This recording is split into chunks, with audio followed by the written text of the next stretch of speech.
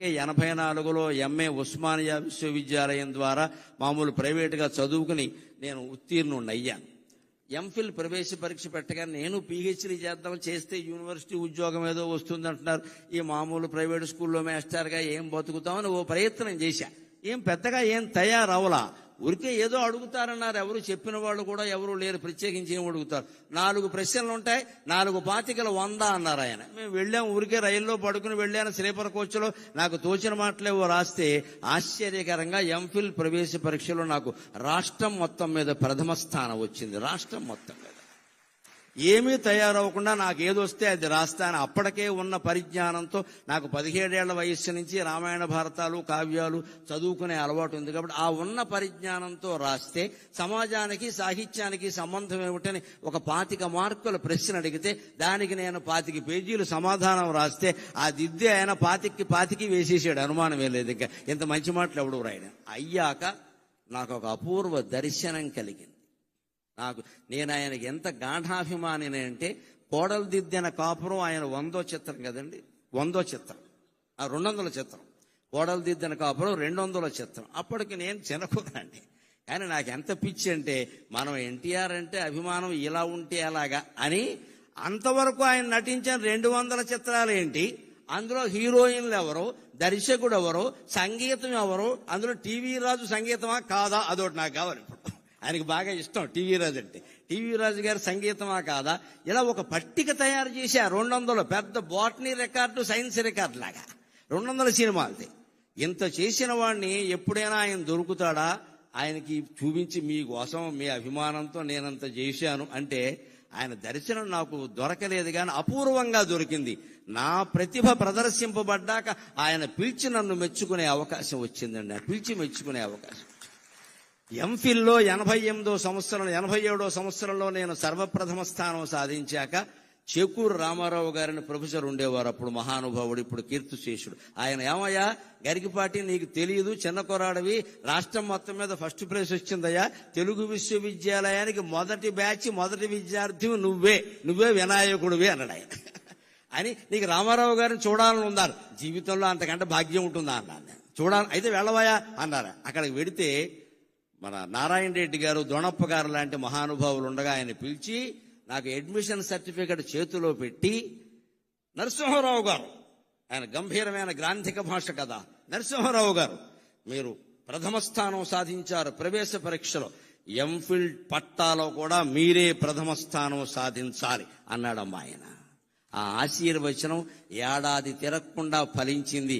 మళ్ళీ తెలుగు విశ్వవిద్యాలయంలో 3 బ్రాంచీలు, హైదరాబాద్, రాజమండ్రి, శ్రీశైలం ఉంటే 3ంట్లోనూ సర్వప్రథమ స్థానాన్ని ఈ జీవుడు సాధించగలిగాడు అంటే ఆ రాముడు దయ. ఈ జీవుడికి ఆ రాముడు ఆశీర్వచనం పుష్కరంగా ఉంది. అంత కృతజ్ఞత నాకు ఉండబట్టే రావిపాటి సత్యనారాయణ గారు నాకు ఎన్టీఆర్ అభిమాన సంఘాల సమావేశం అంటే, నాకంటే మీరెలా అభిమానం అవుతారండి, నేను మొదటే వస్తాను మీ దగ్గరికి అని చెప్పాను. నేను మొదటే వస్తానంటే మీరు పెట్టుకోండి అన్నా. నేను అంతటా ఆశీర్వచనం అలా ఫలించిందండి. మళ్ళీ ఆయనకి ఎంత జ్ఞాపక శక్తి అంటే, నారాయణ రెడ్డి గారు ఉండగా వేదిక మీద 89 సెప్టెంబర్ 6ని ఆయన ముఖ్యమంత్రిగా ఉండగా, నారాయణ రెడ్డి గారు వీసీగా ఉండగా, ఆయన పక్క నుండి నా మెడలో బంగారు పథకం వేస్తూ, నరసింహారావు గారు 1.5 క్రితం మీరు అన్నమాట నిలబెట్టుకున్నారు అన్నాడు ఆయన. 1.5 క్రితమే మీతో అన్నాను నేను, మీరు ప్రథమ స్థానం వస్తారని. ఆ ప్రకారం చేశారు. సంతోషం. అంతటి జ్ఞాపక శక్తి ఆ మహానుభావుడికి. ఆ రకంగా నేను అనేక రకాల ఆయన అభినందనలు కాదు, అనుగ్రహాన్ని పొందగలిగాను నిజం చెప్పాలి అంటే.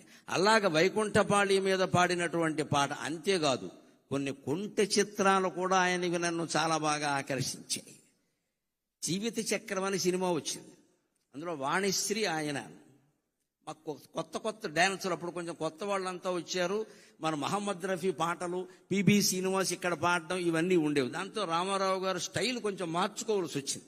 ఎక్కడికక్కడ ఆయన మార్చుకునేవాడు. కాబట్టే నిలబడ్డాడు రంగంలో. ఊరికి అదే పట్టుకుని వేలాడితే ఉండడు ఎవడో ఇక్కడ. అది నేర్చుకోవాలి నిజంగానే. ఆ జీవిత చక్రం సినిమాలో వాణిశ్రీతో కలిసి ఆయన డ్యాన్స్ చేస్తాడంటే మామూలు పాట కాదు అది. కళ్ళల్లో కళ్ళు పెట్టి చూడు ఓ లమ్మి, కళ్ళల్లో కళ్ళు పెట్టి చూడు అని ఎగురుతాడండి. తాడేపల్లిగూడెం కృష్ణా బాలాజీ టాకీస్లో ఆ సినిమా చూస్తూ కుర్చీ మీద ఎగిరిన వాళ్ళలో నేను ఒకడిని.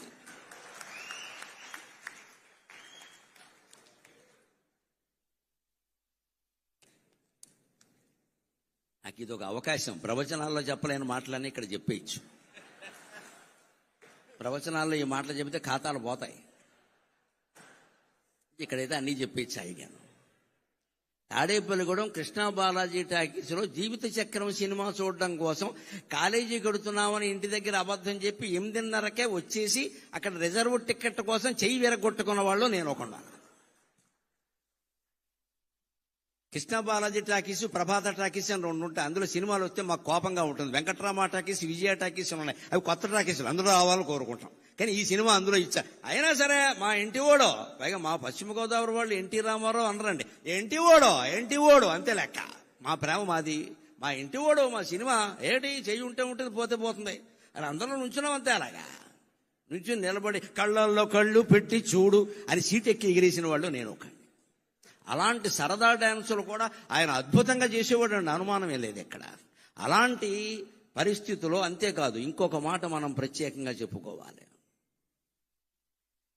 నేను ఒక 15 ఏళ్ల క్రితం అక్కినేని నాగేశ్వరరావు గారి అశీతి మహోత్సవంలో పాల్గొన్న 80 ఏళ్ల పండుగ. అప్పుడు గుమ్మడి గారు ఉన్నారు. సరే, అక్కినేని, నాగార్జున వీరందరూ కుటుంబ సభ్యులు అందరూ వచ్చారు. అప్పుడు నేను వేదిక ఎక్కుతుంటేనే రవీంద్ర భారతిలో గుమ్మడి గారు, నరసింహరావు గారు, మేము మీ పద్యాల కోసం వచ్చాం అన్నారు. సరేనండి, మిమ్మల్ని సంతోష పెడతానులేండి అన్న. నేను వేదిక ఎక్కాక నాగేశ్వరరావు గారు ఉండగా, నేను ఈ సభకి రావడానికి కారణం ఏమిటంటే నాగేశ్వరరావు గారికి క్షమాపణ చెబుదామని వచ్చాను నేను అన్నాను. ఆయన కూడా ఆశ్చర్యపోయి చూశాడు. ఏమి నాకు చెప్పే క్షమాపణ అంటే, మేము మా రామారావు గారి మీద ప్రేమతో మీ పోస్టర్ల మీద పేడ వేసామండి, అందుకని చెప్పడానికి వచ్చాను. మా అభిమానాలు అలాగే ఉండేవి, అనుమానం. ఎందుకంటే మా కోపం ఏంటంటే, మా బాధ మాకు ఉంటుందండి. అభిమానం అంటే అభిమానమే, ఇంకా అక్కడ ధర్మాధర్మాలు ఉండవు అక్కడ. పైగా మా వయసు ఏంటి, 70 ఏళ్ళ, 20 ఏళ్ళు కూడా లేవు. మేము మా రామారావు గారు కృష్ణుడు వేశాడు. శ్రీకృష్ణ విజయం అని సినిమా ఎంఎస్ రెడ్డి గారు తీశాడు, కౌముది ఆర్ట్ పిక్చర్స్. రామారావు గారు కృష్ణుడు, మహోదరుడు అని విలన్ పాత్ర ఎస్వి రంగారావు వేశాడు. ఒక చిన్న నాట్యం కోసం ఎల్వి జయలక్ష్మిని పిలిపించారు, స్వర్గాన్ని నుంచి దించినట్టు. జయలలిత సత్యభామ వేసింది, దేవిక రుక్మిణీదేవి పాత్ర వేసింది, కాంతారావు గారు నారదుడు వేశాడు. ఇంత గొప్ప క్యాస్టింగ్ ఉండే సినిమా ఆడకుండా పోయింది. మరి మా కడుపు అండదా? ఎందుకని? దసరా బుల్లోడు కారణంగా పోయింది. అప్పుడు దసరా బుల్లోడు వచ్చింది సంక్రాంతికి. దసరా బుల్లోడు కారణంగా మా సినిమా ఆడలేదు. అది నాగేశ్వరరావు గారు అయితే, నాగలోకపతి అయితే మా సినిమా ఆడలేదు. మా బాధ మాది. అందుకని మాకు ఎలా ఉండేదంటే పేట చేసేవాళ్ళం అంతే. అందుకని నేను మొహమాటం లేకుండా తర్వాత ప్రవచనాలన్నీ మొదలు పెట్టాక తప్పు ఒప్పుకుంటే పాపం పోతుంది కదా, ఎందుకు వచ్చింది అని నాగేశ్వరరావు గారి సన్మాన సభలో నేను ఇది ఎందుకు వచ్చానంటే, మీకు క్షమాపణలు చెప్పడానికి వచ్చానండి. రామారావు గారి మీద అభిమానమే తప్పితే మీ మీద మాకేమి ద్వేషం లేదండి. మీరు మహానటులు, దానికే ఉంది. కానీ మా కోపంతో మేము చేసేవాడిని. నిజం చెప్పారు కదండి, ఇంకెందుకు ఉంటాయి పాపాలండి అన్నాడు ఆయన. పైగా అప్పుడు ఆయన చెప్పారు, మా అభిమానులు తక్కువ వాళ్ళు ఏం కాదండి, వీళ్ళిద్దరూ కొట్టుకు చేశారు లోకంలో, మేమిద్దరమే దెబ్బలాడుకోలేదండి, మా అభిమానులు రకరకాలుగా ఉన్నారండి. ఎప్పుడు మహానటుల గురించి మనం ఏదో అనుకుంటాం కానీ ఎన్టీఆర్, ఏఎన్ఆర్ ఎప్పుడు సూర్య చంద్రుల్లాగా తెలుగు సినీ ఆకాశంలో వెలుగుతూనే ఉంటారండి, వెలుగుతూనే ఉంటారు. సూర్య రశ్మి ఎంత అవసరమో చంద్రకాంతి అంతే అవసరం కదా. ఆ ఇద్దరు అలా వెలుగుతూనే ఉంటారండి. ఆయన సభలో ప్రత్యేకించి నేను ఈ విషయం చెప్పేసరికి ఆయన చాలా ఆనందించారు ప్రత్యేకంగా. ఇక ఇప్పుడు ఒక 10 నిమిషాల్లో ఆయన రాజకీయ జీవితాన్ని గురించి కూడా మాట్లాడతాను. తెలుగుకే వెలుగుగా, ఒక వెలుగుగా మిగిలిన మహానుభావుడు, నటుడు, నాయకుడు అయ్యాడు. ఆ రోజు 83లో ఆయన రాజకీయ రంగ ప్రవేశం చేసి వెడుతుంటే ఒక సందర్భంలో నేను విన్నాను, నా కళ్ళతో చూడకపోయినా, ఈయనకి ఇంత దీక్ష ఉంటుందా అనుకున్నాను. అన్నం తినేవాడు కాదు, ఆ చైతన్య యాత్రలు అన్నం తినేవాడు కాదు. కానీ ఆరోగ్యం చెడగొట్టుకోలేదండి. రామారావు గారి నుంచి ఈ యువతరం నేర్చుకోవాలి. ఎప్పుడైనా సమయం లేకపోతే అన్నం తినకపోవచ్చు. ఇవాళ కూడా సాఫ్ట్వేర్ కుర్రాళ్ళు సమయానికి తినలేరు. కానీ తినవలసిందేమిటి? పిజ్జాలు తింటున్నారు, బర్గర్లు తింటున్నారు, అడ్డమైన గడ్డి తింటున్నారు, అన్నం తినడం మానేసి. రామారావు గారి నుంచి నేర్చుకోవాలి. అంత చైతన్య రథయాత్ర చేస్తూ మహానుభావుడు కుమారుడు హరికృష్ణ సారథ్యం చేస్తుంటే వెళుతూ ఆయన దారిలో ఆగవలసి వస్తే భోజనము కుదరదు అనేవాడు. మరి ఏం కుదురుతుంది అంటే కుంచెడు వేరుశెనగ గుళ్ళు పట్టుకురమ్మనేవాడు. కుంచెడు మళ్ళీ సరిపోవు ఇక్కడ, కొంచెం వేరుశెనగ గుళ్ళు, ఉడికించిన వేరుశెనగ గుళ్ళు పట్టుకొచ్చాక బెల్లం అది కేజీ ఉండాల్సిందే లెక్క. కుంచెడు వేరుశెనగ గుళ్ళు దగ్గర పెట్టుకుని ఉడికించినవి బెల్లం కేజీ దగ్గర పెట్టుకుని అరగంటలో నవిలేడే నేను చూశాను, అనుమానం వెళ్ళేది. అలా కాపాడుకున్నాడు ఆయన ఆరోగ్యాన్ని. ఇవాళ నేర్చుకోవాలి. ఇవాళ అన్నం తినే సమయానికి అడ్డమైన గడ్డి తింటారు, ఆ తర్వాత అన్నం మానేస్తున్నారు, కడుపులో మండిపోతుంది. ఏం తినాలి? పుష్టి కలిగించే ఆహారం తినాలి.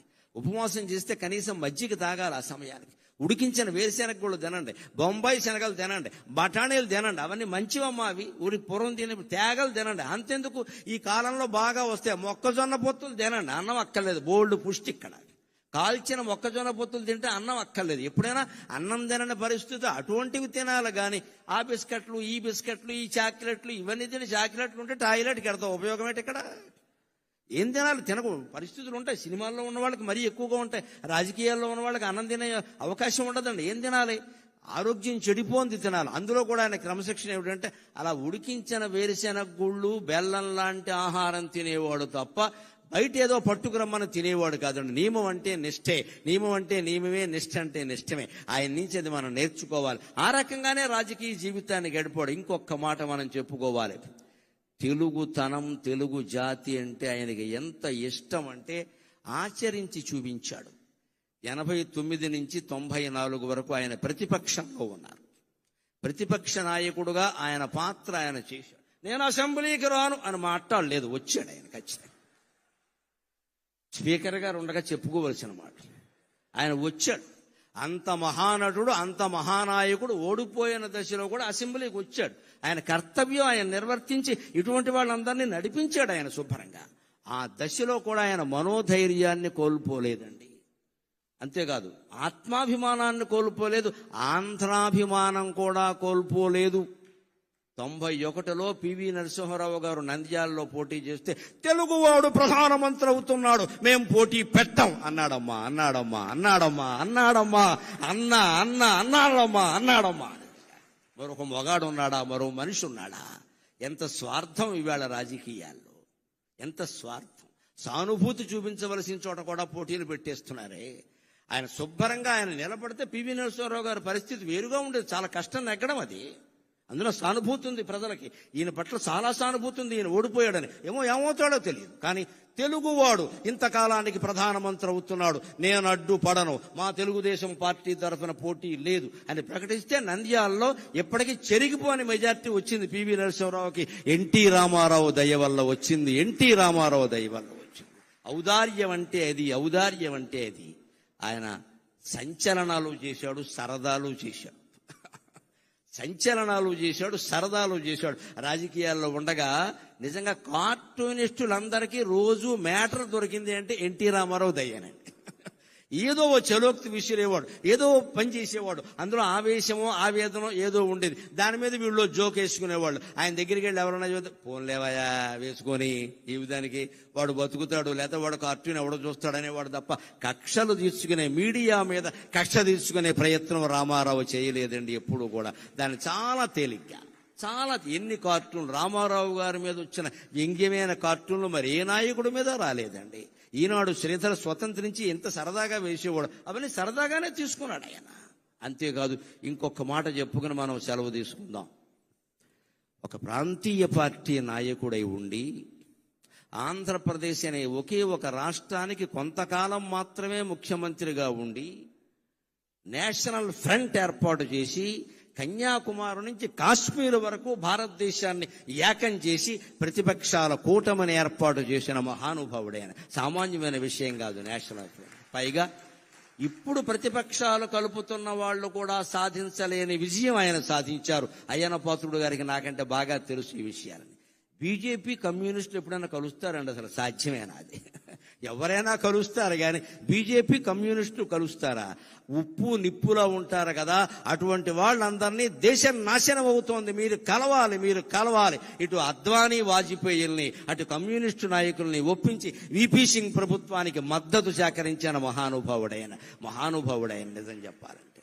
అంటే ఎక్కడ ఇటువంటిది ఎవరు చేయగలుగుతారండి? లోపల నాకు పదవీకాంక్ష లేదు అన్నవాడు చేయగలుగుతాడు. నాకే కావాలి అంటే 30 మంది ఎంపీలను పెట్టి కూడా ప్రధానమంత్రులు అయిన వాళ్ళు ఉన్నారు. మనకు అనవసరం ఇప్పుడు చెప్పుకోవడం. కానీ ఆయనకి ఎంపీలు ఉన్నా సరే కాదు, అదొక నేషనల్ పార్టీ, వాళ్ళు అవనేంటి, మనం సహకారం చేద్దాం, దానికే ఉంది అని సహకరించిన మహానుభావుడు. చివరిగా మళ్ళీ పద్యంలోనే ఆయనకి నివాళి సమర్పించి నేను సెలవు తీసుకుంటా.